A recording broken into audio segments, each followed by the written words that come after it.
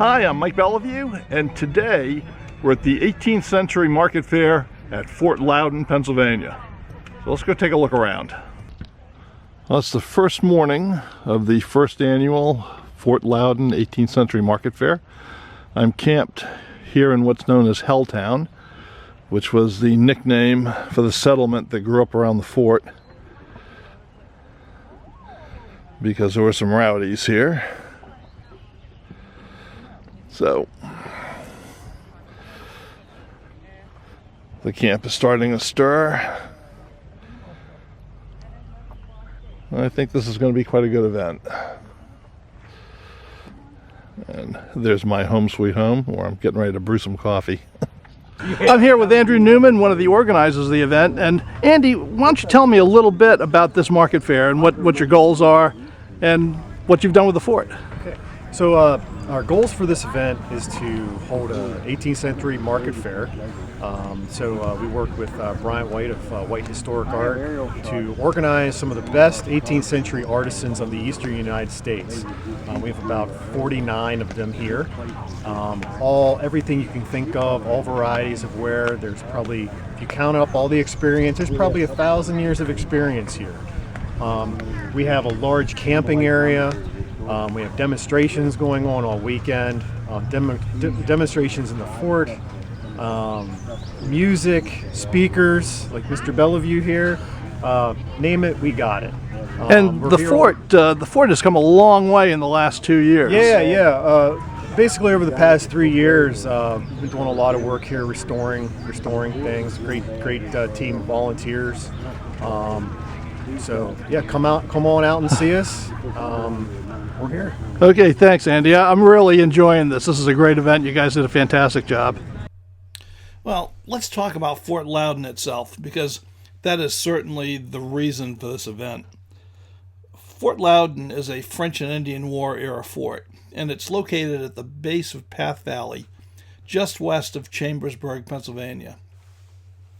In 1755, the French and Indian War, the 7 Years' War, really got going. And British General Braddock was defeated by the French at the Battle of the Monongahela. And it was a terrible defeat. And it really opened up the frontiers in Pennsylvania and Virginia to depredations by the Shawnee and the Delaware Indians, primarily. Though there were also Abnaki Indians and Ottawas and other French allies operating out of Fort Pitt. But the backcountry, as it was called, of Pennsylvania and Virginia was just devastated. The frontier was rolled back by 100 miles. So Pennsylvania, which had been largely pacifistic because of its large proportion of Quakers, really resisted having any form of defense. But finally, the death toll was just too high, and the western counties were basically in revolt. So Pennsylvania built a series of forts along the frontier.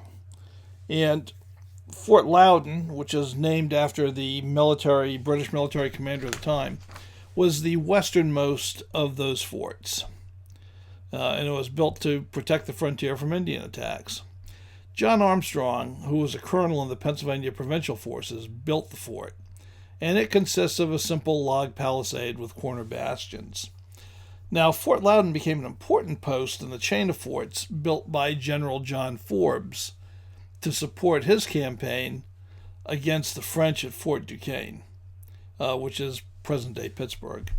So the main function of Fort Loudon during the Forbes campaign was as a supply depot, and it also housed troops that could do scouting and interdiction of any patrols that were coming along the way. And Forbes was very cautious in his advance against Fort Duquesne because he had to cut over 200 miles of road through virgin forest.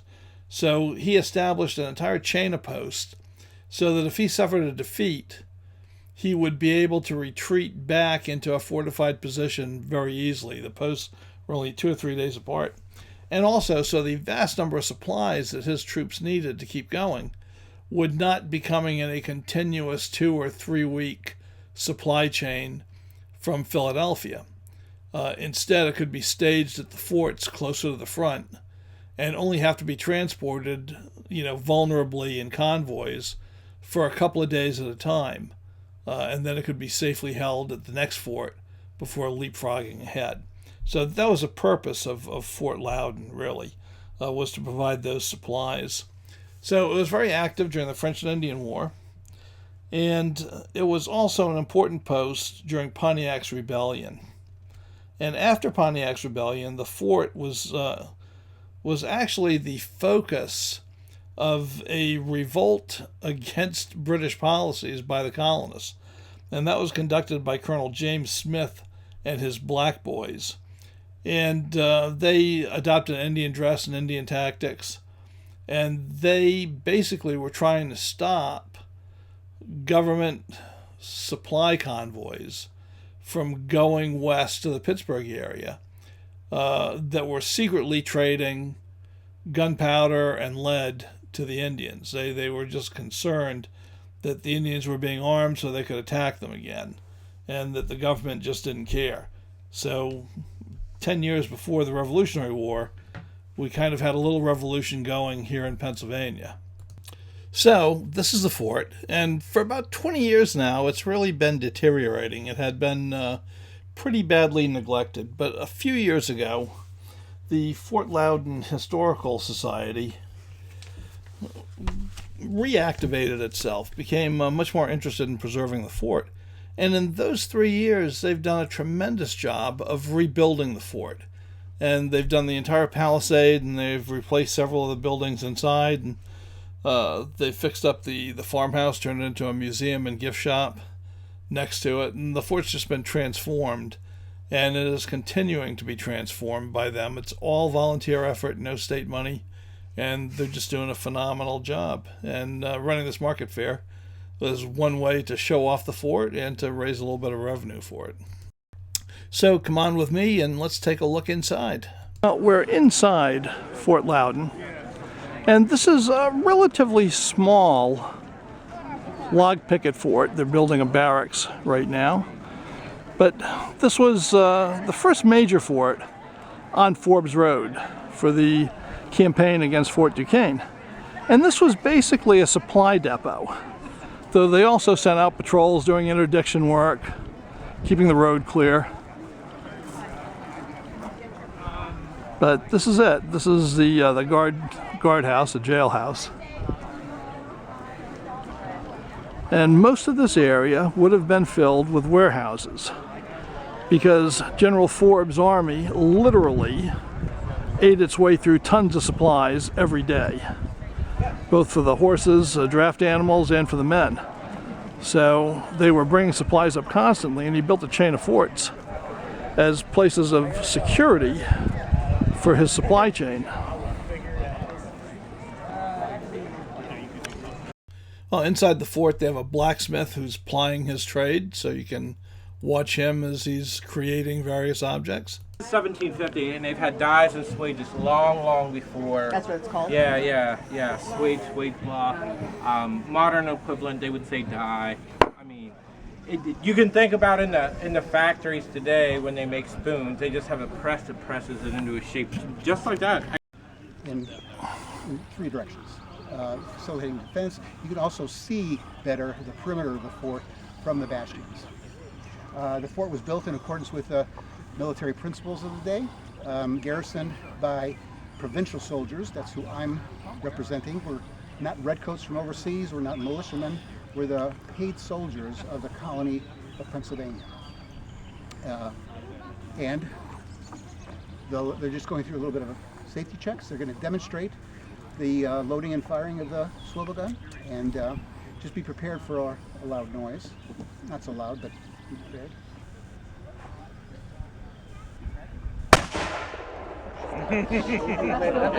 So as you heard Andy Newman, one of the organizers, say, they had a whole speakers program here, and in fact I was the first speaker on Friday morning, where I talked about long-range flintlock shooting and smoothbore loading. But I wasn't the only speaker, and Brady Kreitzer, who's a noted historian, was also on the docket, and they had a couple of other speakers as well, and it was pretty interesting. And Brady wasn't the only noted author to be here. Jason Cherry, who's an historian, was also here with his book, and novelist Millicent Hughes was here with some of her writing as well. So writers were pretty well represented, and those that didn't have booths were just wandering around the crowd, like Matt Wolf, who's an author of some of the best books on colonial rangers ever written, and a friend of mine. He was here with his lovely wife. Well, this is a market fair after all, and there are about 50 vendors, settlers, and artisans here. We've just entered the vendor area, and we'll take a look around and see what there is to see. A lot of the vendors here are actually craftsmen in their own right, and they're making the goods that they're selling, and that just has the whole gauntlet run from leatherworkers to woodworkers to gun builders to master engravers, and everyone here is truly a master craftsman. And when you look at their products, you know that they are first-rate, historically correct, and just beautifully made. So let me show you a selection of those people and their work.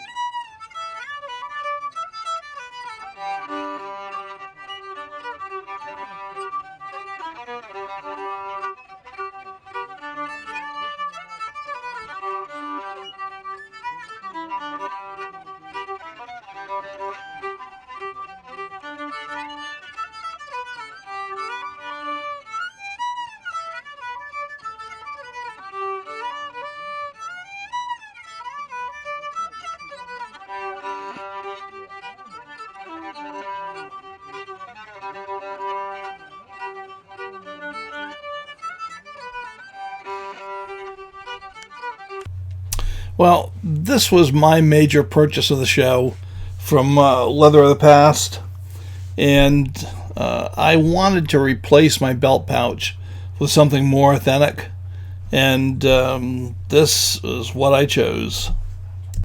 Now, with so many vendors there, I'm afraid I can't really do them all justice. I'm trying to show you all that I can. There are plenty of clothing vendors there, just all sorts of crafts and material from the 18th century, so you could outfit yourself for your next camp or for the settlements as well.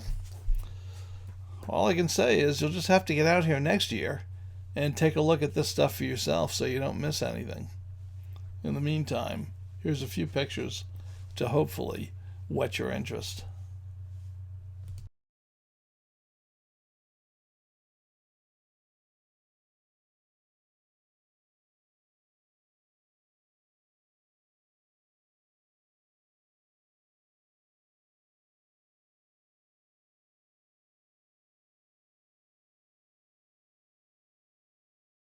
This was a very musical camp, and there were paid musical acts like these.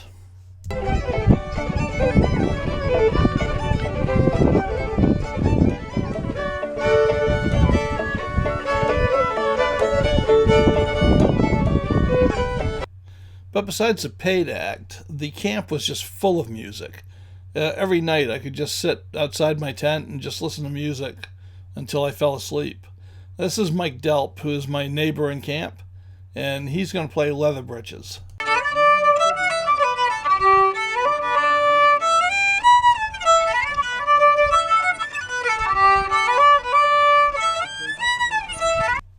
On Saturday night, there was a social in the fort with music and whiskey tasting and all manner of camaraderie. And it was just a good time. You get to meet some of your fellow campers, learn all about some good rye whiskey, and just have a wonderful night.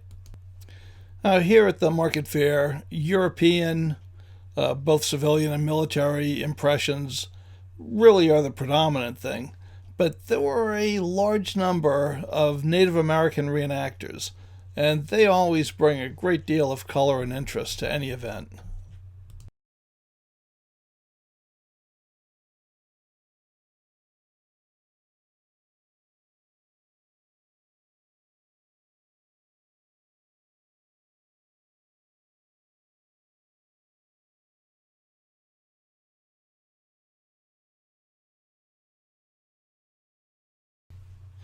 Well, at an event like this, the shopping is fun, the speakers are interesting, but it's always the people, the campers, the visitors, that you get to meet, some of whom, of course, I already knew, and I get to meet many new people for the first time, and I just think that's wonderful. I love talking to everybody and meeting everyone, and I met some just great people here, and that's what it's all about, that human interaction with people who share a similar interest in history and the period just makes us an incredible amount of fun.